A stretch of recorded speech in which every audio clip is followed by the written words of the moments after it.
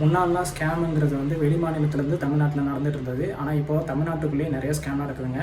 நான் இயற்கை விவசாயம் பண்ணிகிட்ருக்கேன். ஸோ அந்த இயற்கை விவசாயம் மூலமாக உற்பத்தி பண்ணக்கூடிய கிரெயின்ஸ் இருக்குங்களா, ரா கிரெயின்ஸை ஸ்டோர் பண்ணுறதுக்காக பேரல் ஆர்டர் பண்ணியிருந்தேங்க. சென்னையில் தான் ஆர்டர் பண்ணியிருந்தேன். 100 லிட்டரில் நான் பேரல் ஆர்டர் பண்ணியிருந்தேங்க. 2 குவான்டிட்டி ஆர்டர் பண்ணியிருந்தேன். அவங்க அனுப்புகிறேன்ட்டாங்க. பேமெண்ட் எல்லாமே சொன்னாங்க. நானும் பேமெண்ட் அனுப்பிட்டேன்.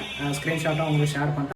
அந்த ப்ராடக்ட்டுக்கான பேமெண்ட்டும் நான் கொடுத்துருக்குறேன். ப்ளஸ் அவங்க குடோனில் இருந்து டிரான்ஸ்போர்ட் ஆஃபீஸ், அதாவது பார்சல் ஆஃபீஸ்க்கு அனுப்புறதுக்கான எக்ஸ்ட்ரா சார்ஜஸ் கேட்டிருந்தாங்க, டிரான்ஸ்போர்ட்டேஷன் சார்ஜஸ், அதுவும் நான் கொடுத்தேன். அது போக அங்கேருந்து என்னோடய நேட்டிவ்க்கு வர்றதுக்கான பார்சல் சர்வீஸ்க்கான சார்ஜஸும் நான் பே பண்ணியிருக்கேன்.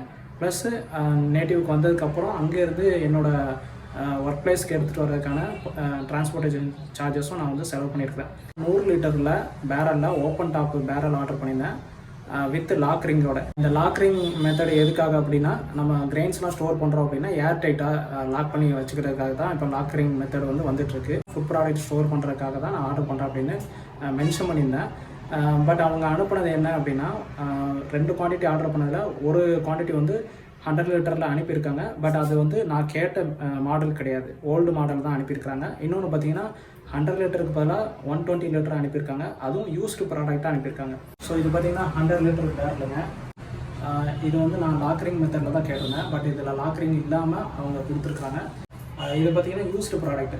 100 லிட்டர் கேட்டிருந்தேன். 120 லிட்டர் யூஸ்டு ப்ராடக்ட் எனக்கு கொடுத்துருக்காங்க. நான் பே பண்ணது வந்து ஃப்ரெஷ் ப்ராடக்ட் தான் பே பண்ணியிருந்தேன். இப்போ வந்து மினிமம் பர்ச்சேஸ் ஆர்டர் பற்றிலாம் டீட்டெயிலாக சொல்கிறாரு. ஆரம்பத்தில் வந்து எந்த வித டீட்டெயிலும் சொல்லலை. நான் கேட்ட குவான்டிட்டி கொடுத்தாரு. அதுக்கான பேமெண்ட்டும் நான் ப்ராசஸ் பண்ணிட்டேன். பட் இப்போ வந்து சரியாக ரெஸ்பான்ஸ் பண்ண மாட்டேங்கிறாரு.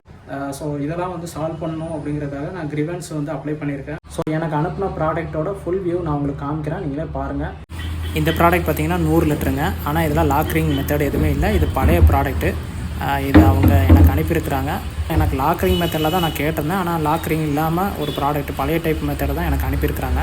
இதில் நான் இப்போ ஸ்டோர் பண்ணுறேன் அப்படின்னா திருப்பி எனக்கு இதில் ஏதாவது பக்ஸு வார்ம்லாம் வரக்கூடிய சான்சஸ் இருக்குது. நான் அதுக்காக தான் ஏர் டைட்டே கேட்டிருந்தேங்க. நான் கேட்ட ஸ்டாக் இல்லைன்னு சொல்லலை. மெசேஜ் பண்ணதான் நான் சரியாக படிக்கலை அப்படின்னு என்கிட்ட காரணம் சொல்கிறாரு. அண்டு ஃபோட்டோவை பார்த்தீங்கன்னா வெப்சைட்டில் இதில் லாக்ரிங் இருக்கிற மாதிரி தான் காமிச்சிருந்தார். இது வந்து யூஸ்டு ப்ராடக்ட்டுங்க. இதில் வந்து கெமிக்கல்ஸ் இருந்தது. கெமிக்கல் இருந்த ட்ரம்மை அப்படியே எனக்கு கொடுத்துருக்குறாரு.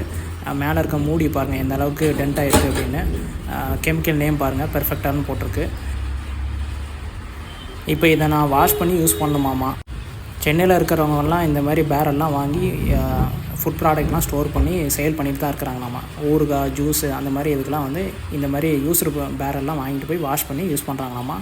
பில் பண்ணது பார்த்திங்கன்னா நியூ ப்ராடக்ட்டுக்கு பில் பண்ணியிருக்காரு. ஆனால் அவர் யூஸ்டு ப்ராடக்டை கொடுத்துட்டு இதில் ஏதோ ப்ராஃபிட் பண்ணுறாரு.